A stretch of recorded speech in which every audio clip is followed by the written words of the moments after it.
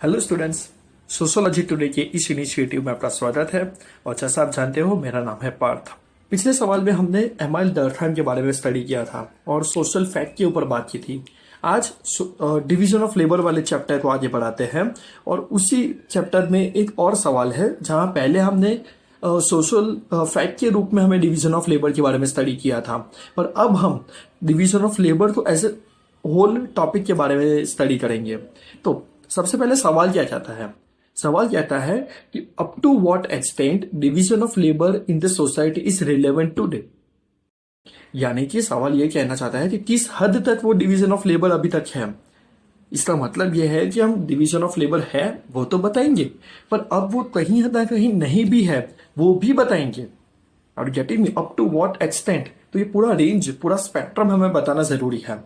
तो सबसे पहले जैसे हर बार हम करते हैं, इंट्रोडक्शन, बॉडी और कंक्लूजन, इस फॉर्मेट में हम हमारा सवाल बनाते हैं। और इस कंटेक्स्ट में देखा जाए तो सबसे पहले बाय डिफॉल्ट इंट्रोडक्शन में डिवीजन ऑफ लेबर की ही डेफिनेशन देंगे, पर डिवीजन ऑफ लेबर की एमाइल डर्थाइम ने कोई अपनी डेफिनेशन नहीं दी है। तो यहाँ जो डिवीजन ऑफ लेबर है उसको हम अपने शब्दों में समझाएंगे। फॉर एग्जाम्पल हम कह सकते हैं कि भाई डिवीजन ऑफ लेबर जो पहले इकोनॉमिक कॉन्सेप्ट हुआ करता था, आज वो एक सोशल कॉन्सेप्ट बना है। या फिर ये भी कह सकते हैं कि भाई division of labour is something what, a work which is different in nature but socially interdependent. Are you getting me? कोई ऐसा काम जो अलग है वो सोशली इंटरडिपेंडेंट है, इसको हम डिवीजन ऑफ लेबर कहते हैं विथ रिस्पेक्ट टू सोसाइटी।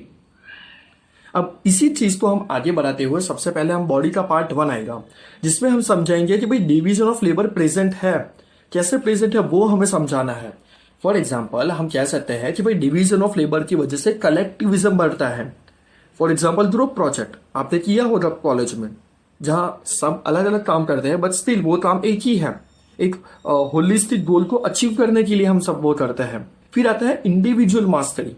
जैसे डिवीजन ऑफ लेबर होता है तो सब अलग अलग काम करते हैं, जिससे एक इंडिविजुअल मास्टरी बनती है, जिसे एक्सपर्टीज हम कहते हैं, एक्सपर्ट।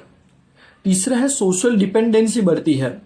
फॉर एग्जाम्पल जैसे आज भी हम देखें तो ग्लोबल सप्लाई चेन है, जैसे हमारे यहाँ जो क्रूड ऑयल आता है वो रशिया, यूरोप से आता है, तो ग्लोबल सप्लाई चेन है, उनको भी पैसे चाहिए बदले में। और गेटिंग मी? फिर हम बताएंगे भाई low conflict. For example division of labour होगा तो जैसे दोनों या फिर सारी पार्टीज को एक दूसरे की जरूरत है, इस वजह से ये जो कॉन्फ्लिक्ट नहीं होगा। याद करो वो यूएसए चाइना वाला ट्रेड वॉर जो अब नहीं रहा। फिर हम बता सकते हैं कि भाई डिवीजन ऑफ लेबर आता है, उसके साथ साथ स्पेशलाइजेशन आता है, जिससे इनोवेशन बढ़ता है।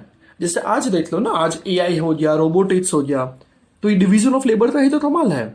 और डिवीजन ऑफ लेबर का एक और फायदा है, भाई डिवीजन ऑफ लेबर से टाइम बचता है, जिससे मिकेनाइजेशन बढ़ता है, क्योंकि हम शॉर्टकट्स देखने के लिए मिकेनाइजेशन बढ़ाते हैं और उसकी वजह से जो रिजल्ट आता है वो बहुत बेस्ट होता है और हाईएस्ट क्वालिटी का बनता है। तो इस कंटेक्स्ट में हमें बताना है कि भाई सोसाइटी में डिवीजन ऑफ लेबर कैसे प्रेजेंट है। पर जरूरी नहीं है कि भाई डिवीजन ऑफ लेबर आज भी रिलेवेंट हो तो ये हमारा बॉडी का पार्ट 2 बनेगा कि भाई कैसे डिवीजन ऑफ लेबर आज जरूरी नहीं रहा, आज वो इतना सिग्निफिकेंट नहीं रहा। For example division of labour से सोशल इनइक्वालिटी आती है। याद करो क्लास सिस्टम या फिर कास्ट सिस्टम, ये दोनों चीजें डिवीजन ऑफ लेबर की बेस पे ही थी, पर आज वो सोशल इनइक्वालिटी बन चुकी है और इससे पूरी स्ट्रेटिफिकेशन आती है। और इसी डिवीजन ऑफ लेबर की वजह से जेंडर डिवीजन भी होता है, जैसे फेमिनाइजेशन ऑफ एग्रीकल्चर। आज हमें देखने को मिलता है कि भाई ज्यादातर एग्रीकल्चर वुमन कर रही है। क्यों? क्योंकि वो जो गांव के मेल हैं वो शहरों में आके लेबर बन रहे हैं। Are getting me? इसी के साथ हम बता सकते हैं कि भाई कार्ल मार्क्स का कॉन्सेप्ट एलियनेशन वाला, जो हमने पिछले चैप्टर में बात की थी, कि कैसे डिवीजन ऑफ लेबर आने की वजह से वो जो लेबर है या फिर वो जो वर्कर है उस पर क्या बीतती है और वो एलियनेशन लाता है, वो हम बताएंगे। At the same time division of labour आज इतना फ्रीक्वेंट नहीं रहा। क्यों? क्योंकि वो चेंजिंग नेचर ऑफ वर्क, आज बहुत सारी नई चीजें आने लगी है, जैसे गिग इकोनॉमी, जैसे freelancing. Are you getting me? तो ये भी हम बता सकते हैं। और एक और सेगमेंट है कि भाई जब ग्लोबलाइजेशन होता है तो डिवीजन ऑफ लेबर बढ़ता है, पर अब लोकलाइजेशन बढ़ रहा है, ग्लोबलाइजेशन नहीं, लोकलाइजेशन। जैसे आत्मनिर्भर भारत, हम चाहते हैं कि हम आत्मनिर्भर बने, हम ग्लोबल रिलायंस तो कम से कम करें। Are you getting me?